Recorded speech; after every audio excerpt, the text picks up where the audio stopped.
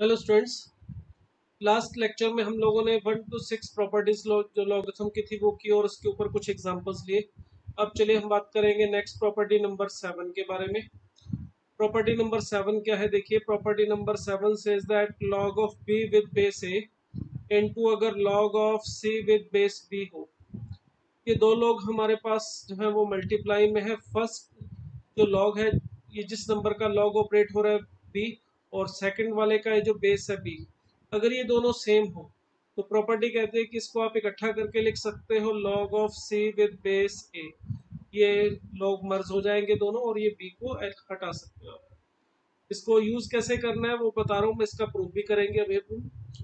इसका यूज कुछ इस तरह से होता है, देखिए अगर हमें दिया है log of 3 with base 2 into log of 5 with base 3 into log of 16 with base 5, हमें कहा जाए इसकी वैल्यू फाइंड आउट करनी है। तो देखिए इस प्रॉपर्टी का अगर मैं यूज करूं तो इन दोनों के ऊपर ये प्रॉपर्टी काम करेगी। तो यहाँ पे देखिए ये 3 और ये 3 सेम है। अगर आप इन दोनों के ऊपर इस प्रॉपर्टी को अप्लाई करें तो इकट्ठा करके इसे लिख सकते हैं log of 5 with base 2, और साथ में ये log of 16 with base 5 ये एज इट इज रखा हुआ। अब अगर आप इन दोनों पे फिर देखें तो यही प्रॉपर्टी फिर काम कर रही है, क्योंकि ये दोनों लॉग में ये जो यहाँ पर है 5 और ये 5 ये सेम है। तो इस प्रॉपर्टी को अप्लाई करके दोबारा इसको लिख सकते हैं log ऑफ 16 विद बेस 2, और 16 को मैं लिख सकता हूँ 2 की पावर 4 और बेस हमारा 2 है। ये जो 4 है हमारा ये आगे आके मल्टीप्लाई हो जाएगा अकॉर्डिंग टू प्रॉपर्टी नंबर 5। तो यहाँ पे हमें फाइनल आंसर मिल जाएगा log of 2 with base 2 into 4 which is equal to 4। log of 2 base 2 की वैल्यू 1।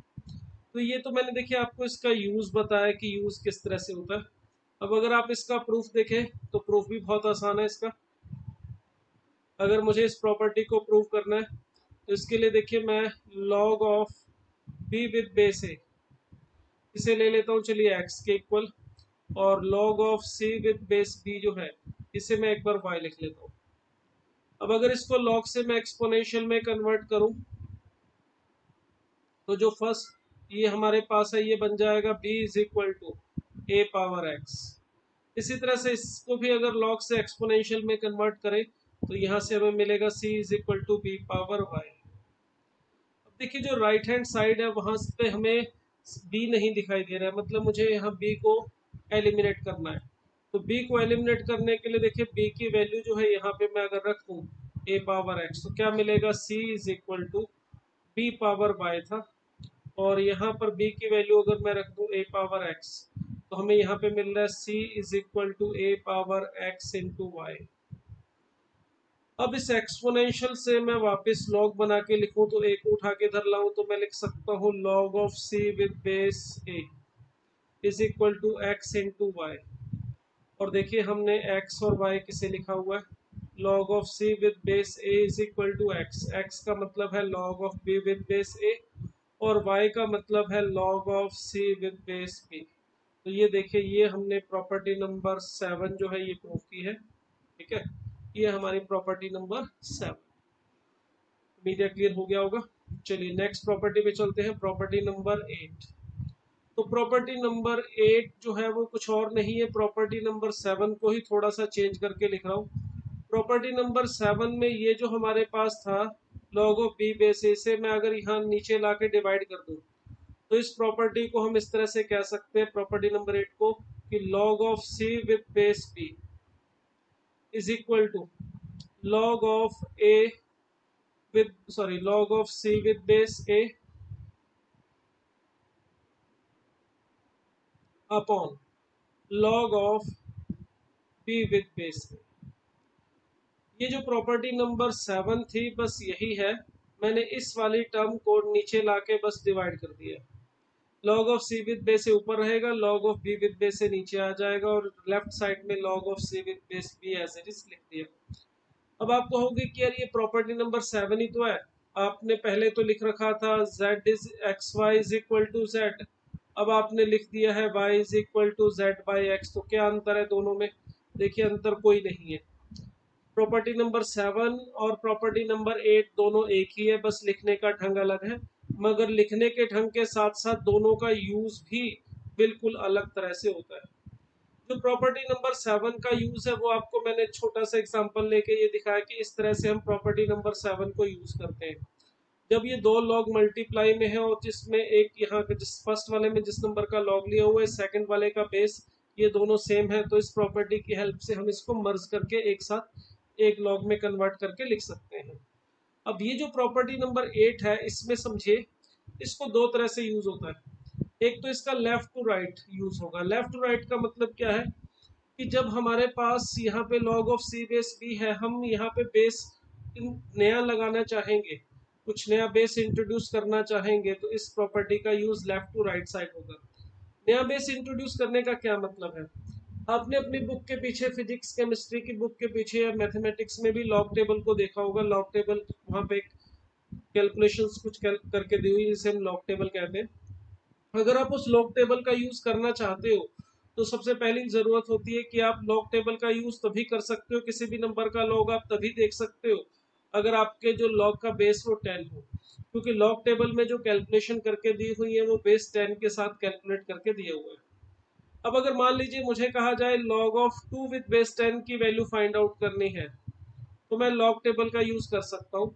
और लॉग टेबल कैसे देखते हैं वो हम बाद में बात करेंगे, मगर फिलहाल अगर मैं आपको बताऊं कि log 2 की वैल्यू कितनी आती है उस लॉग टेबल से देख के हम बता सकते हैं 0.3010 ये log 2 की वैल्यू आती है।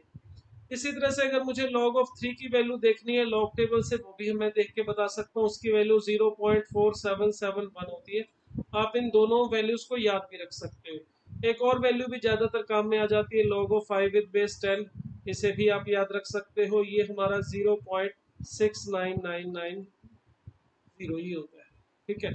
अब आपको log 2 log 3 log 5 या किसी भी नंबर का log देखना है मगर बेस log का 10 हो, तभी आप log टेबल का यूज कर सकते हो। अगर मैं आपसे कहूँ भाई log ऑफ 2 विद बेस 3 की वैल्यू देख के बताइए log टेबल से, तो हम सीधा सीधा log टेबल का यूज नहीं कर सकते। तो वहां पर ये प्रॉपर्टी हमारी हेल्प करती है। देखिए इस प्रॉपर्टी के according log of c with base b है, तो आप इसको दो लॉग के रेशो में लिख सकते हो। जो ऊपर नंबर लिखा हुआ जैसे यहाँ 2 है उसका लॉग लेके ऊपर लिख लो log ऑफ 2, और नीचे लिख सकते हो log ऑफ 3। अब यहाँ पे जो बेस है a वो आप अपनी इच्छा से कुछ भी चुन सकते हो, जो भी आपको रिक्वायरमेंट है आप बेस अपनी मर्जी से ले सकते हो। अगर आपको कैलकुलेशन करनी है तो आप लॉग का बेस 10 लोगे, क्योंकि लॉग टेबल का यूज करना चाहोगे तो बेस 10 होना जरूरी है। फिर दोनों की वैल्यू हम यहाँ से लॉग टेबल से देख सकते हैं और इसको सॉल्व कर सकते हैं। ठीक है, एक तो ये तरीका इसका इस तरह से यूज करने का होता है। ये हम कैलकुलेशन वाले क्वेश्चन में इसका यूज प्रॉपर्टी का इस तरह से करेंगे। नेक्स्ट इसका यूज जो होगा लेफ्ट टू राइट में चल के लॉग की जो इक्वेशंस हम सॉल्व करेंगे आगे चल के। अभी हम ये जो प्रॉपर्टीज पढ़ रहे हैं इसके बाद लॉगरिथमिक इक्वेशंस वाले कुछ क्वेश्चन करेंगे। वहां पर क्या होगा, हम जब लॉगरिथमिक वाले क्वेश्चन करेंगे वहां पर लॉग को एलिमिनेट करके लॉग की इक्वेशन को सॉल्व किया करेंगे। मगर लॉग को एलिमिनेट करने के लिए हमारे पास वहां पे इक्वेशन के अंदर कई जगह पे लॉग दिखेगा, और उसमें अगर लॉग का सब जगह पर बेस सेम होगा, सब जगह पे लॉग का बेस सेम होगा, तो प्रॉपर्टीज अप्लाई करना, उसे इकट्ठा करना या उसे एलिमिनेट करना आसान होता है। बट अगर लॉग का बेस किसी जगह 2 दे रखा है, किसी जगह 3 दे रखा है, किसी जगह कुछ और दिया हुआ है, सब जगह पर अगर बेस अलग अलग है, तो ये प्रॉपर्टी हमारी वहां पर बेस को सेम बनाने के भी काम आएगी, क्योंकि ये जो ए है वो नया बेस हम अपनी कन्वीनियंस के हिसाब से अपनी इच्छा से चुन सकते हैं। तो ये प्रॉपर्टी नंबर 8 हमारी वहां पर भी हमारी हेल्प करेगी। अब ये राइट टू लेफ्ट मैंने बताया, इसको ऐसे भी यूज कर सकते हैं। मान लो आपको कोई दो लॉग दे रखे हैं, log of X with base A upon log of y with base A. अगर ये दोनों लॉग इस तरह से डिवाइड में और दोनों का बेस सेम है, तो आप इनको डिवाइड करके इकट्ठा करके इस तरह से भी लिख सकते हो, ए से ए कैंसिल कर दो, इसे log of x with base y ऐसे भी लिखा जा सकता है। तो प्रॉपर्टी नंबर 8 जो एक्चुअल में वो प्रॉपर्टी नंबर 7 ही है, मगर उसका यूज अलग तरीके से होता है, इसलिए मैंने उसको अलग नंबर देके इस तरह से लिख दिया। तो ये हमारी प्रॉपर्टी नंबर 8।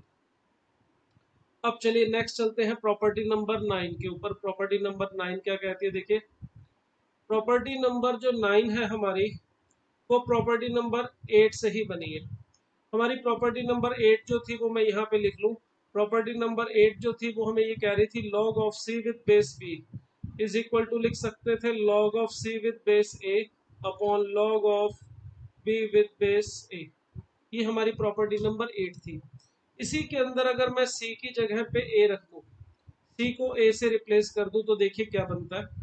लेफ्ट साइड बन जाएगी log of a with base b, और राइट हैंड साइड में देखेंगे ऊपर मिलेगा log of c with base c, या log of a base a कह सकते हो। तो इसकी वैल्यू हो जाएगी c को a रखने पर 1, और नीचे हमारे पास है log of b with base a। तो ये हमारी प्रॉपर्टी नंबर 9। ये प्रॉपर्टी क्या कह रही है भाई, देखिए ध्यान से। ये प्रॉपर्टी ये कहती है कि अगर आप लॉग को ऊपर से नीचे या नीचे से ऊपर ले जाना चाहते हो, तो ये b बेस पे जो है और a जिस नंबर का लॉग लिया हुआ है, ये दोनों अपनी पोजीशन इंटरचेंज कर लेते हैं। मतलब अगर मुझे दिया हुआ है log ऑफ 3 विद बेस 2, तो इसे नीचे ले जाके लिख सकता हूं मैं log ऑफ 2 विद बेस 3। ये लगभग कुछ उसी तरह से यूज होती है जैसे आप ट्रिग्नोमेट्री में, सॉरी यहाँ पे इसको सही करके लिखो log ऑफ 2 विद बेस 3। ये प्रॉपर्टी कुछ उसी तरह से यूज होती है जैसे आप ट्रिग्नोमेट्री में नीचे साइन थीटा है, ऊपर ले जाके उसे कॉसेक थीटा लिख देते हो, या नीचे कॉसेक थीटा है ऊपर जाके साइन थीटा लिख देते हो। मतलब ऊपर से नीचे ले जाना हो लॉग को, या नीचे से ऊपर ले जाना हो, तो ये प्रॉपर्टी हमारी काम आती है। इस प्रॉपर्टी के अकॉर्डिंग अगर नीचे है इसे उठा के ऊपर लॉग को लेके जाऊं या ऊपर से नीचे लाऊं, तो बस ये ए और बी जो है आपस में ये इंटरचेंज हो जाते हैं। ये हमारी प्रॉपर्टी नंबर 9। ठीक है, चलिए नेक्स्ट चलते हैं प्रॉपर्टी नंबर 10 पे। प्रॉपर्टी नंबर 10 क्या कहती है, देखिए हमने प्रॉपर्टी नंबर 5 पढ़ी थी। प्रॉपर्टी नंबर 5 ये कह रही थी कि अगर log of m power n हो, बेस a है हमारा, जिस नंबर का log लिया हुआ है अगर उसकी कुछ पावर है तो वो पावर आगे आके हम डिवाइड कर मल्टीप्लाई कर सकते हैं, इसको n log ऑफ m लिख सकते हैं बेस a, इस तरह से। अब ये जो प्रॉपर्टी नंबर 10 है ये कहती है कि अगर log ऑफ m बेस में जो a है उसकी अगर कुछ पावर है, a पावर n है, तो ये जो n है इसे आप आगे लाके डिवाइड कर सकते हो इस तरह से, log of m base a। ये है प्रॉपर्टी नंबर 10। आप इसकी जो कुछ पावर है उससे आगे लाके डिवाइड कर सकते हो, या फिर इसको ऐसे भी लिख सकते हो कि अगर बेस की पावर n है उसे m की पावर में 1/n बना के लिख सकते हो। अगर बेस की पावर जो है n है उसे m की पावर, जिस नंबर का लॉग लिया उसकी पावर ले जाओ और ये पावर रेसिप्रोकल करके लिख सकते हो वहां पे। ये हमारी प्रॉपर्टी नंबर 10। अब इसका प्रूफ देख सकते हैं, वो भी बहुत सिंपल है। प्रूफ प्रॉपर्टी नंबर 10 का, अगर हम log ऑफ m बेस में a पावर n ये लेके चले, अब इसको प्रॉपर्टी नंबर जो हमारी 9 थी उसके अकॉर्डिंग नीचे ले जाके अगर मैं लिखना चाहूँ, तो m जिस नंबर का log लिया हुआ है वो तो बेस में आ जाएगा और बेस यहाँ पर आ जाएगा, तो a पावर n बन जाएगा। अब इसमें ये जो n है हमारा बाय प्रॉपर्टी नंबर 5 आगे जाके डिवाइड में लिख सकता हूँ मैं यहाँ पे, मतलब ये log के तो आगे आके मल्टीप्लाई में आएगा, यहाँ पर ये बन जाएगा log of a base m। अब इसे आप क्या कीजिए, वापस उठा के ऊपर ले चलिए, ये log ऑफ m और ये a पावर n था हमारा, ये 1/n तो यहीं रहने दीजिए ये वाला, और इसे आप उठा के ऊपर ले चलिए। ऊपर लेके जाएंगे तो फिर वापस इंटरचेंज करना पड़ेगा, a बेस में आ जाएगा और m हमारा यहाँ पर आ जाएगा। तो ये देखिए ये थी हमारी प्रॉपर्टी नंबर 10। इस प्रॉपर्टी में देखिए यहाँ पर ये जो 1/n आगे मल्टीप्लाई में है, इसे आप उठा के ऊपर ले जाके m की पावर में भी लिख सकते हो। तो इसे इस तरह से भी लिखा जा सकता है log of m power 1/n base a। तो ये थी हमारी प्रॉपर्टी नंबर 10। नेक्स्ट देखिए प्रॉपर्टी नंबर 11। प्रॉपर्टी नंबर 11 क्या कहती है, ये प्रॉपर्टी नंबर 10 से ही बनी हुई है। ये प्रॉपर्टी कहती है अगर मान लीजिए log of b with base a है, तो आप यहाँ पर b और a दोनों की कोई भी सेम पावर अपनी इच्छा से कर सकते हो। मतलब यहाँ पर मैं b की पावर n और a की पावर n इस तरह से लिख सकता हूँ। रीजन सिंपल है भाई, अगर ये जो बेस है इसकी पावर मैं n कर रहा हूँ तो वो n नीचे आके डिवाइड में होगा, और ये b की पावर n है वो आगे आके मल्टीप्लाई हो जाएगा, तो कोई फर्क नहीं पड़ेगा, ये log of b base a ही रहेगा।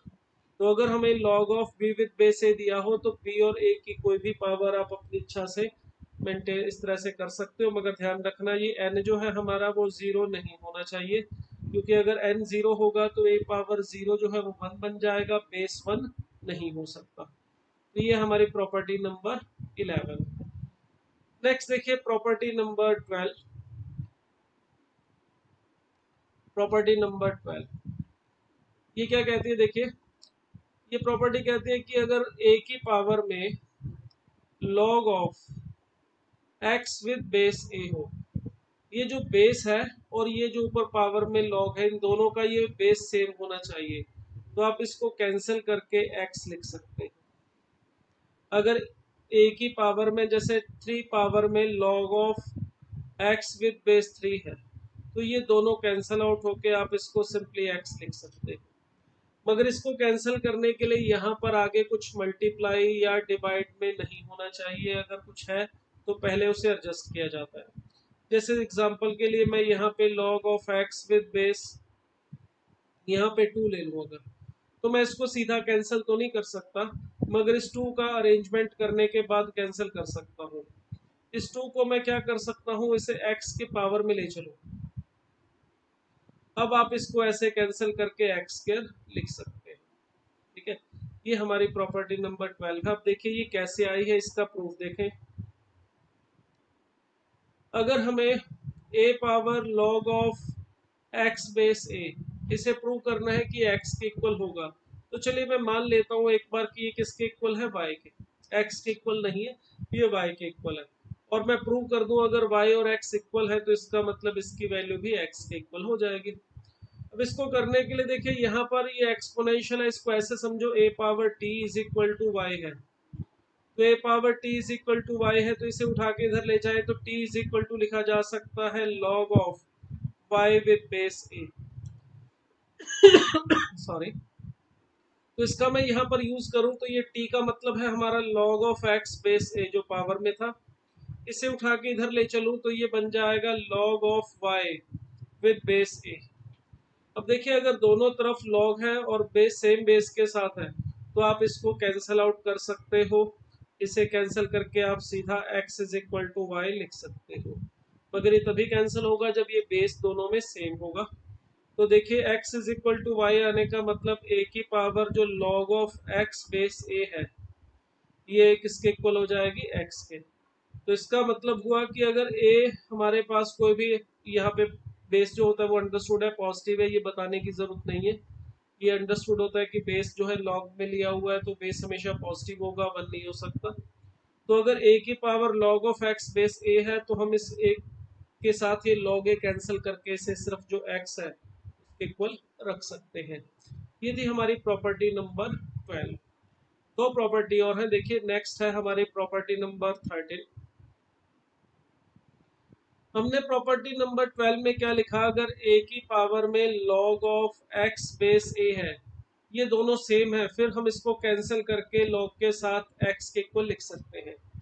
मगर प्रॉपर्टी नंबर 13 जो है वो क्या कहती है कि अगर a की पावर में log तो है मगर ये बेस सेम नहीं है, log of c with base b है, ये a और b डिफरेंट है। तो प्रॉपर्टी नंबर 13 कहती है कि आप c और a को इंटरचेंज कर सकते हो, इसे लिख सकते हो log of a with base b। ये जो c है हमारा और ये बेस में जो दिखाई दे रहा है a, इन दोनों को आप इंटरचेंज कर सकते हो, c की जगह a और a की जगह c आ जाएगा। ये देखिए ये प्रॉपर्टी किस तरह से होगी, इसका प्रूफ देखिए बहुत सिंपल है वो भी। अगर मैं यहाँ पे लेके चलता हूँ a की power log of c with base b, तो देखिए प्रॉपर्टी नंबर 7 के अकॉर्डिंग मैं इसको log of c with base b को इस तरह से लिख सकता हूँ, log ऑफ